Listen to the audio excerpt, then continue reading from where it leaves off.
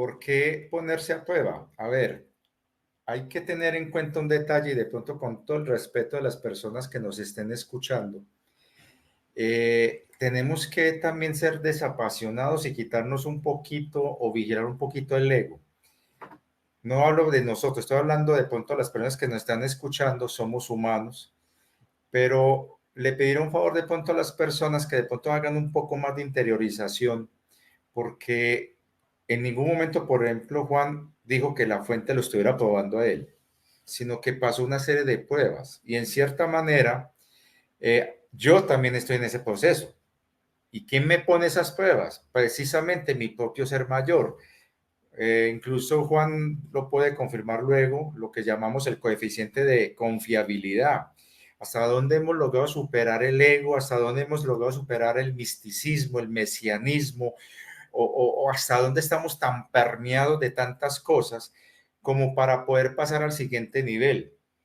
Porque ahí es donde viene el empate con lo que dice la pregunta. ¿Por qué es tan importante la disciplina y en qué rol se cumple la gestión en uno, la gestión emocional?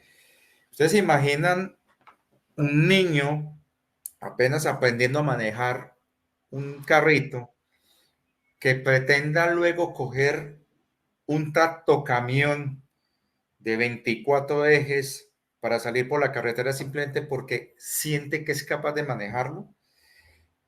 Hay una serie de pruebas que debe demostrar que entonces es capaz de manejar el tractocamión. Si no pasa esas pruebas, tiene que seguir manejando el triciclo.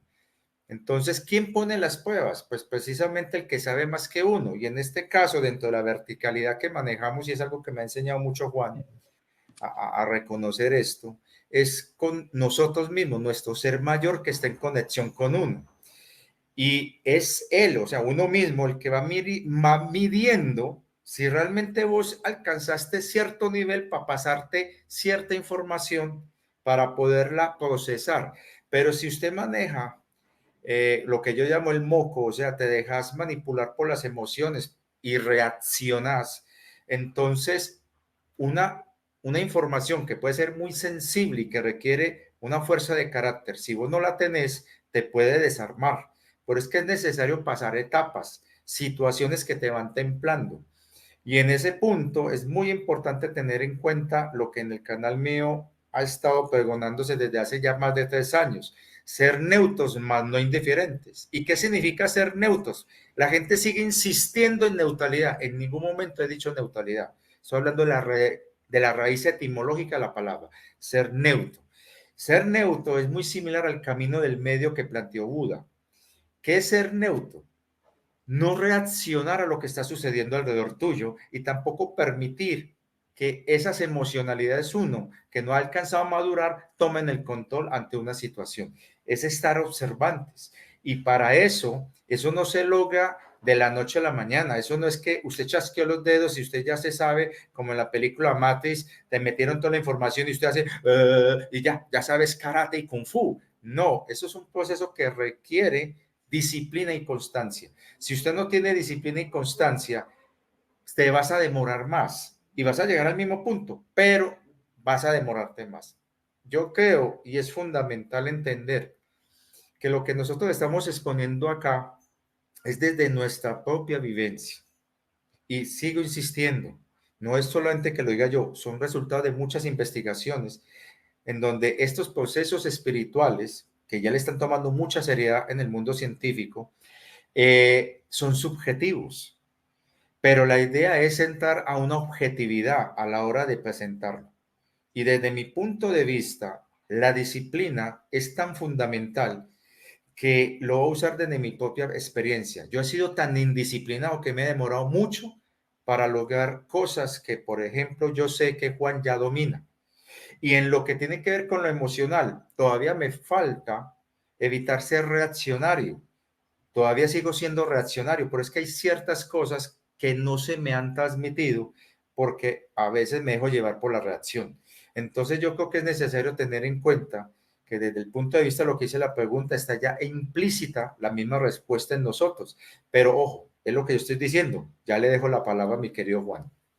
Y todo ese contexto tuyo del cual estás hablando es precisamente porque tu yo de más arribita, tu alma, tu yo mayor, tu yo superior, sabe qué es lo que el fractal, o sea, tú, la firma energética, requiere para Exacto. alcanzar una mayor expansión de conciencia. Entonces, colocó todo ese contexto en este proceso de experiencia, encarnación o experiencia encarnacional, para que atravesaras esas energías, esas situaciones y fueras poco a poco superándote, saliendo de allí. Sí.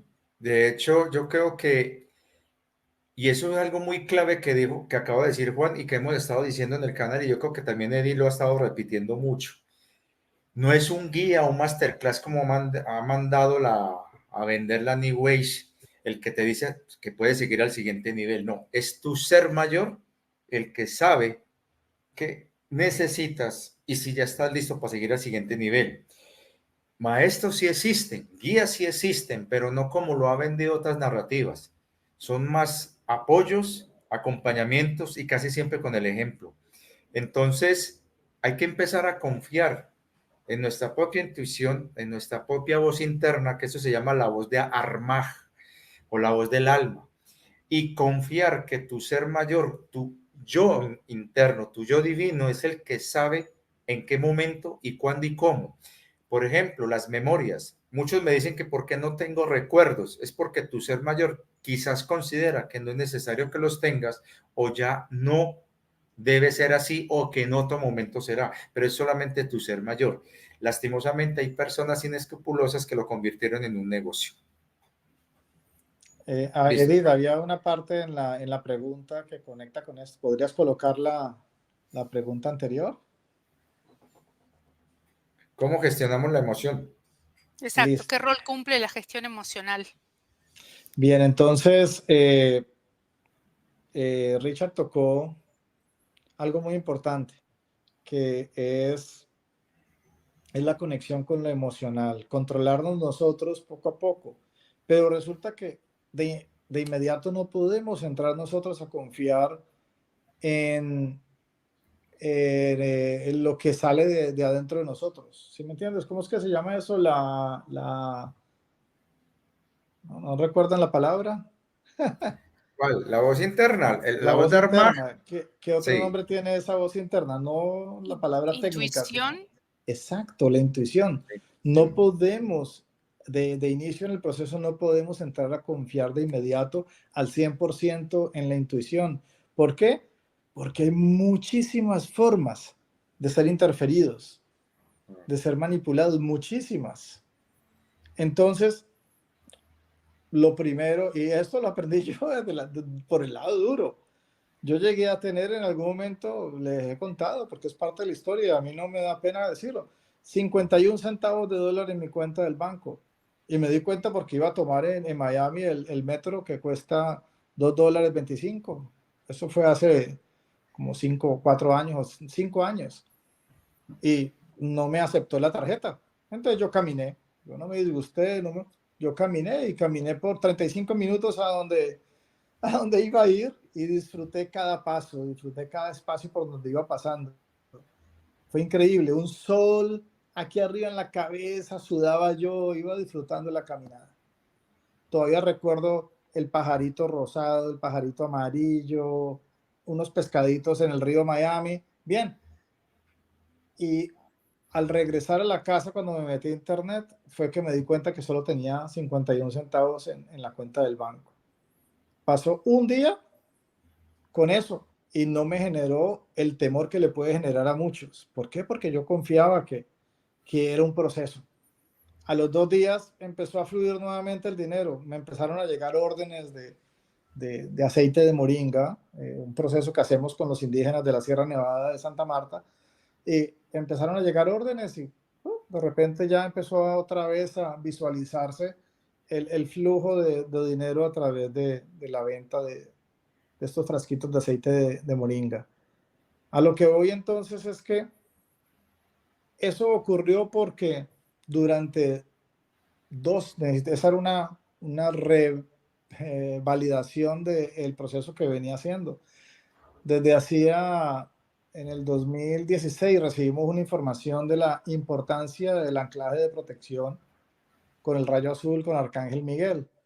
Y me llegó una información donde me decían, debe hacerlo de esta forma y no con los 21 días, o no, hazlo de esta forma. Y yo no puse atención por 2 años. Hasta que en el 2018 algo ocurrió y vino el recuerdo nuevamente y empecé a hacerlo.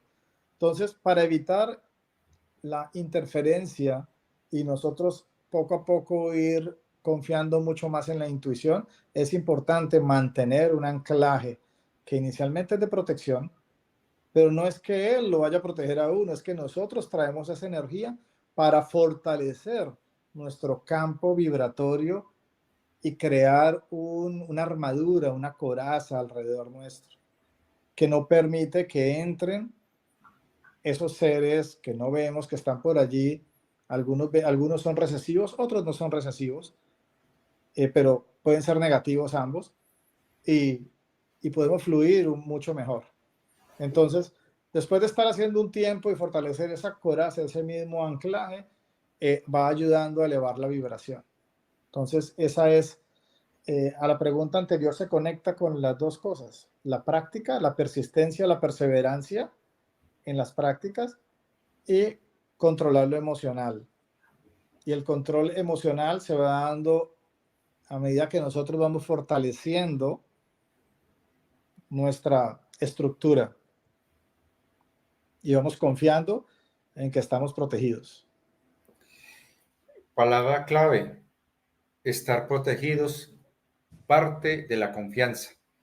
Si usted confía que está protegido y está cubierto, no tienes por qué temer y mucho menos desconfiar. Yo creo que esto es un proceso que es un acto de voluntad y como acto de voluntad las decisiones son muy importantes. Y aquí es donde voy a hacer el empate con la pregunta que aparece ahí, ¿cómo se originó la maldad o interferencia de seres recesivos? ¿Y por qué el alma humana no concibe comprender esa, entre comillas, cualidad frecuencial? Hace tiempos cuando empezó el canal, hay un video que saqué que se llama ¿Qué es bueno y qué es malo? Ahí hice una aclaración que hay que diferenciar lo que es algo bueno de algo malo y algo malo de algo bueno. Mal o bueno depende son de acciones que llevan a una serie de éxitos o logros o de fracasos y errores. Pero entrar a un juicio de moral o un juicio ético es empezar a crear diferenciaciones en los actos y empezar a partir de referentes o experiencias, darle una moralidad a los actos. Esto estuvo mal hecho porque hubo una afectación. Esto estuvo bien hecho porque hubo una afectación. Pero cuando entramos ya en el tema de maldad, ya la cuestión cambia. ¿Por qué? Mientras el mal o lo malo son circunstancias, son decisiones y experimentaciones, la maldad son decisiones, decisiones conscientes de quienes, además de querer experimentar algo, realmente obtienen o quieren obtener una satisfacción mediante el daño hacia otros. Obviamente, eso puede poblarse mucho más alto, pero hay que ir más atrás a la raíz de las cosas. No es lo mismo hablar de polaridad que polarización. Eso es muy diferente. No es lo mismo hablar de dualidad que dualización. Cuando estamos hablando de polaridad, estamos hablando de aspectos positivo, negativo, masculino, femenino, pero no se puede confundir con noche, día, bueno o malo, porque son cosas totalmente diferentes. Y cuando hablamos de maldad, estamos hablando de extremo y obedece a la polarización. Por eso es que la gente a veces confunde polarización con polaridad, confunde polarización con dualidad. Y lo que tenemos que tener claro es que en realidad son experiencias. Obviamente eso no desconoce de que hay entre esas experiencias actos volitivos de voluntad donde alguien tomó la decisión a conciencia, sabiendo el daño que está haciendo y las consecuencias de hacer ese daño. Y eso ya es maldad, porque obtienen algún tipo de premio, satisfacción autocomplaciente. Así lo estoy viendo yo. Entonces, ese pregón que muchos, tanto en las religiones tradicionales como en sus opuestos, que son, digamos, el satanismo, por decir un ejemplo, no es cierto desde mi perspectiva o desde mi visión personal de que el bien existe en paralelo con el mal, que Dios existe en paralelo con el diablo. Hay que diferenciar muy bien las cosas, porque entonces le estamos dando igualdad de valor a algo que en realidad no lo tiene y que la fuente, al menos esta creación, fue diseñada para el mayor bien en el sentido de la satisfacción que se obtiene de coexistir dentro de una frecuencia muy alta. Hubo una anomalía que con el paso del tiempo, entre comillas, en estas realidades densas, se fue manifestando y que en los niveles más densos, digamos, más espesos, como la 3D, como lo llamamos algunos, que no hay que confundir dimensión con densidad, que eso es algo que vamos a hablar más luego, sucede una distorsión en donde se crea una tergiversación de lo que es el concepto de dualidad y polaridad y se lleva a unos extremos en donde se le agrega algo que es totalmente contrario a lo que realmente significa dolor y es el sufrimiento. El sufrimiento es un desgaste de energía innecesario, mientras el dolor forma parte de un proceso de acuerdo a un nivel en el que se está. Eso lo saben muy bien los atletas cuando están entrenando, a veces para desarrollar el músculo y sobre todo la resistencia, por ejemplo, en una maratón, lo que sea, tienen que llevar a un extremo el músculo para que éste se pueda, digamos, fortalecer y tolerar esas exigencias que se va a dar en una competencia. Y eso implica dolor, pero no sufrimiento, porque la persona está consciente de lo que está haciendo.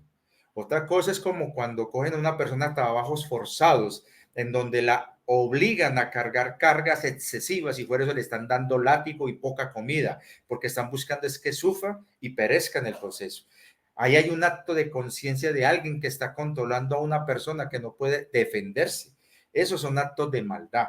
Por lo tanto, hay que tener claridad que la maldad no se puede hablar de que cómo se originó, sino que es más bien y obedece a un acto de voluntad y a una decisión consciente que desafortunadamente está distorsionada, pero que al final, y solamente lo entenderán los que están viviendo la experiencia de madurez y crecimiento, no van a ver eso como un ataque o como algo, ay, el maligno, no, sino también como una prueba de temple para poderse superar y al final uno termina, entre comillas, imponiéndose. Ahora, la interferencia de los seres recesivos. Obviamente, en eso, por ejemplo, Juan me ha estado explicando la diferencia porque yo antes tenía esa pequeña confusión. No es lo mismo recesivo que negativo. Y en ese sentido, los seres recesivos es porque están obrando de una manera fruto de un atraso en su propia evolución, pero que en su terquedad no quieren reconocer que están avanzando. Obviamente Juan tendrá otro punto de vista. Este es el mío. Pero lo que yo he entendido de los seres recesivos es que estos no han podido comprender ciertas cosas y quieren imponer su criterio. ¿Y por qué el alma humana no reconoce esa cuestión? Yo lo considero desde este punto de vista. El alma humana, en su esencia, viene de una fuente divina y por lo tanto no es compatible con la maldad. Otra cosa es que se le fuerce a cometer actos contrarios a su naturaleza, pero en realidad no es parte de nuestra esencia. Ahí es desde lo que yo he percibido y lo que he entendido a través de la vida, así lo entiendo y así lo veo. Ya Juan nos podrá ampliar desde el punto de vista del qué será eso realmente. Edith, ¿quieres decir algo? No, avanti. Bueno, la explicación de maldad me pareció muy buena. En cuanto a la interferencia de seres recesivos, sí, es algo que no corresponde al diseño de este universo. Los seres recesivos, a ver, llegó un momento, y lo pueden ver en el video de Comando Espiritual, el video que habla de reset universal activado. En ese video se explica un poco más de detalle. Voy ahora a hablar de algo puntual. Llegó un momento de la evolución de este superuniverso en cuanto al objetivo principal, que la completa ascensión o la completa expansión de conciencia se estaba logrando entre 70.000 y 90.000 años, lo cual era un éxito espectacular comparado con el ciclo anterior, que podía llegar hasta 1.000.000 de años en demorarse. En este proyecto tenemos representación de energías negativas. ¿Okay? Esa energía negativa es un hijo de fuente también que tiene otros proyectos en otro superuniverso. Y en ese otro superuniverso, este hijo se llama Aniotak. En ese otro superuniverso, uno de sus proyectos está relacionado con la alta polarización de la energía negativa, donde ellos tienen el libre albedrío o la facultad de actuar hasta con maldad. ¿Ok?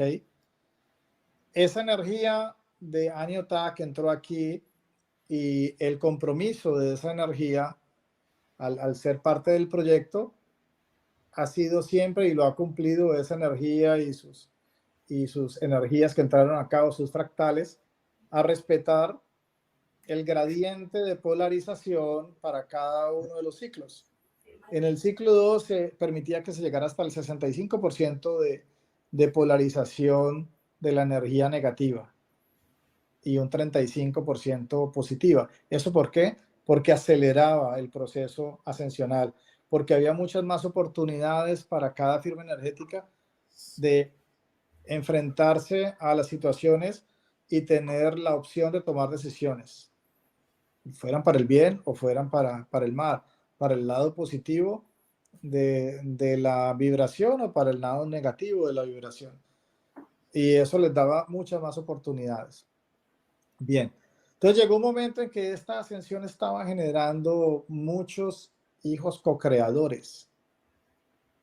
Y en algún momento un hijo de esta energía Aniotak se dio cuenta, un hijo terciario, se dio cuenta de que eso estaba ocurriendo. Y dijo, aquí ellos tienen algo diferente a nosotros. En la matriz divina de ese superuniverso, en el DNA cuántico de la matriz divina de ese superuniverso, hay algo que está permitiéndoles a ellos allá ascender hasta el Padre Creador y llegar inclusive hasta fuente. Y nosotros en nuestro superuniverso no podemos hacer eso. Entonces ellos aprovecharon que el Padre estaba aquí autorizado y se metieron. Y empezaron a hibridizar con un alto porcentaje de energía negativa recesiva. Y de ahí se origina esa interferencia de seres recesivos.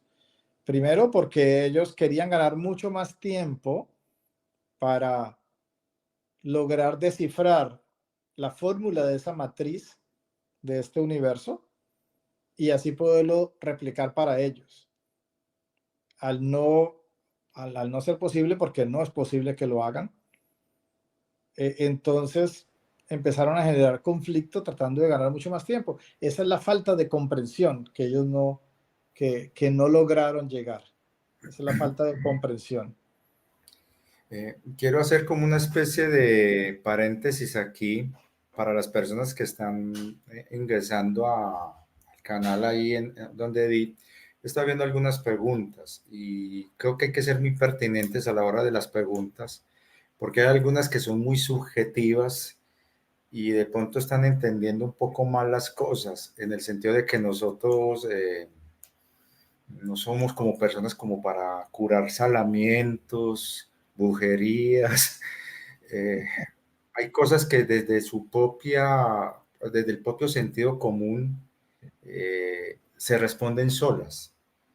Yo creo que es necesario aprovechar de que estamos aquí para dar digamos, interpretación a un conocimiento, digamos, un poco más amplio que saber que cómo se rompen contratos.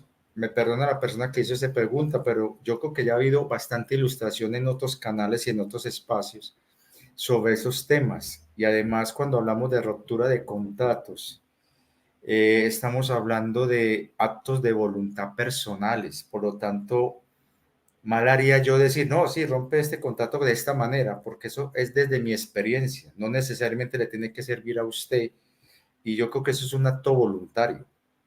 Si a usted no le resuena algo, usted siempre dice, no, es saber decir no. Entonces yo creo que le pido un favor a las personas que están ahí haciendo preguntas, eh, analicen bien la pregunta que van a hacer, pónganle en sentido común para que podamos filtrar a preguntas bien concretas que de pronto nos pongan a prueba y que realmente puedan servir para un espacio mayor de comprensión para ciertas cosas. Y aquí Sí, viene el tema. espérate, Sí, digo algo interesante al respecto de eso. En el sí, 2020, esto era como febrero del 2020, estaba 2 veces o 3 veces por día recibiendo información y dialogándola con Chloe y una conexión así instantánea todo el tiempo prendida. Y entonces nos dicen una de esas, nosotros tenemos unas excelentes charlas al desayuno y entonces se extiende a veces por 1 hora, 1 hora y media el desayuno. Y en una de esas nos dicen, hagan preguntas creativas. Y Chloe y yo nos quedamos mirando. ¿Cómo así que hagan preguntas creativas? sí, ¿Será que exacto. estamos haciendo preguntas muy básicas? Ella y yo. Y siempre nos quedó presente hacer preguntas creativas. Ese es el punto. Yo creo que mejor como lo dijo JC, me perdonan si alguna persona se molestó con lo que estoy diciendo, no es el ánimo de ofender, sino que creo que aprovechar este momento muy importante, también aprender desde la epistemología cómo formular preguntas. Y una clave fundamental es preguntas creativas, preguntas imaginativas, y no desde la trivialidad o desde las tendencias en redes sociales, que se toca mucho ese tema y que forma parte mucho de la New Age, eh, que es, y me perdonan algunas personas que de pronto otra vez no les va a gustar, pero vienen muy mal enseñados de ciertas narrativas en las que prácticamente el temor, la confusión, las dudas y una cantidad de cosas que solamente sirve para los negocios que montan esas personas, aquí no estamos hablando de contratos, y aquí no estamos hablando de que si es válido o no meditar con niños, o si, que si es diferente Satanás de Lucifer. Vea, por ejemplo, la página Revelando el Velo, ahí hicieron una explicación bellísima desde el conocimiento, la diferenciación entre estos dos personajes, que realmente no son personajes, son cargos administrativos.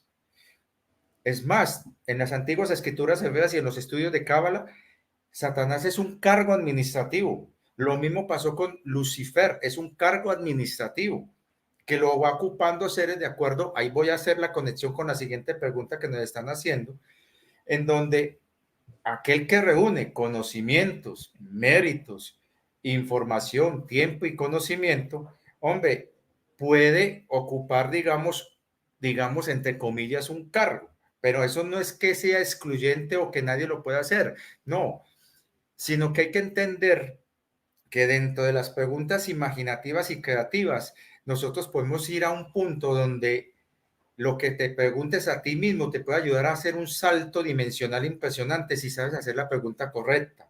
Y en el caso de nosotros, nos pueden activar algo que de pronto está latente, que podamos responder y que le pueda servir a todo el conjunto de la gente. Y de esa forma poder manejar y dinamizar esto. Y aquí es donde voy a entrar a la pregunta para que la escuche Jota. ¿Por qué o cómo se genera esa jerarquización, entre comillas, hijos, proyectos, etcétera, cierro comillas? ¿O es simplemente un orden autoestablecido por la madurez de cada ser? Yo pondría, entre comillas, madurez. Yo me atrevo a responder de la siguiente manera. Yo cometí ese error al principio. Recuerden que yo también me doy chancla a mí mismo. Yo al principio creía que la jerarquización era una forma excluyente porque me estaba basando a la interpretación que le daba con base, perdona la redundancia, a lo que estaba viendo del mundo. en donde la pirámide jerárquica que se ha impuesto a través de la sociedad de consumo y la sociedad occidental y a través de las culturas y la historia ha sido un sistema donde siempre va a haber unos poquitos privilegiados por encima de otros. De ahí mi resistencia inicialmente al tema de jerarquía, y yo tuve mis agarrones con Juan cuando él hablaba de la jerarquía espiritual. Yo decía, no, ¿cómo así? Eso no es así, eso es una relación horizontal. Hasta que él muy Casi amoroso. 6 meses de paciencia me tuve Sí, que llenar. yo digo que Juan Carlos ha desarrollado un callo conmigo impresionante, pero a lo que quiero llegar, hasta que entendí que cuando hablamos de jerarquía, estamos hablando de la relación vertical entre nuestros seres mayores y nosotros, según las densidades y dimensiones y el nivel de frecuencia en la que se está vibrando, que permite que estemos en un orden. Y en esto es muy importante. La jerarquización o la jerarquía es necesaria como un orden, no como una imposición o un estatus de poder de unos sobre otros, como es y se vio muy comúnmente en la narrativa New Age cuando hablaban, no, es que como yo soy el almirante de yo no sé a dónde, yo soy el comandante de yo no sé qué carachas, empezaban a callar a la gente haciéndole creer, es que como yo soy más que usted, papito, quédese callado. No, eso no es jerarquía, eso es ego. La jerarquía y la jerarquización es un sistema de orden en donde a medida que se gana experiencia o se sincroniza la frecuencia vibracional en la que se está, usted puede estar en un punto o nivel en donde pueda servir de referente y de apoyo para otros que de pronto o están en tu misma frecuencia, pero no tienen la misma, entre comillas, experiencia que vos. Y eso te permite liderar procesos. Por lo tanto, es necesario ese orden, pero en ningún momento es una imposición de poderes de alguien sobre otro. Por eso yo digo que es un sistema de ordenamiento natural que se ha dado por sí mismo, de manera, digámoslo, natural, ¿sí? En la misma creación, en donde, pongo este ejemplo, nuestro amadísimo rayo azul, nuestro querido Mika. Si vamos a hablar en términos de jerarquía, él está en un nivel, digamos, muy alto con respecto, por ejemplo, a una, digamos, a un fractal. Pero eso no quiere decir que él se vaya a imponer por encima de ese fractal. Es simplemente que desde su experiencia él va a orientar a ese fractal a ciertas situaciones que tienen que ver en el rango del rayo azul. Pero en ningún momento es una cuestión de poder o de que yo estoy por encima del otro o de orden en el sentido de que yo soy el que mando aquí y usted se tiene que subyugar o subordinar a mí. No, no lo veamos como nos lo han vendido Hollywood y nos lo ha vendido la narrativa de poder del sistema que ha dominado este planeta, en donde nos han hecho creer que jerarquía es alguien que está por encima de ti en ningún momento. Es más, en una relación horizontal, como se dan en los consejos de altos seres, todos participan, pero se respetan los liderazgos y los procesos. Y si alguien que ha vivido una experiencia con respecto a otro, que no la haya vivido, toma la palabra, se le respeta y se le escucha dentro de ese orden que se establece, pero en ningún momento es una imposición. Ya JC nos profundizará más el tema. Sí, Edith, ¿quieres decir algo? No, simplemente una acotación es que yo voy leyendo las preguntas de todos y las voy mezclando en los tópicos que ya tenían porque para Súper. amplificarlas. Entonces, no se hagan problema los que hacen preguntas, presten atención porque la respuesta la están dando aunque no se haga la pregunta concreta. Exacto, qué bien. Mira, entonces sí, en este momento yo creo que es importante traer aclaración que va a llevar a muchos a una comprensión de la distinción entre densidad y dimensión.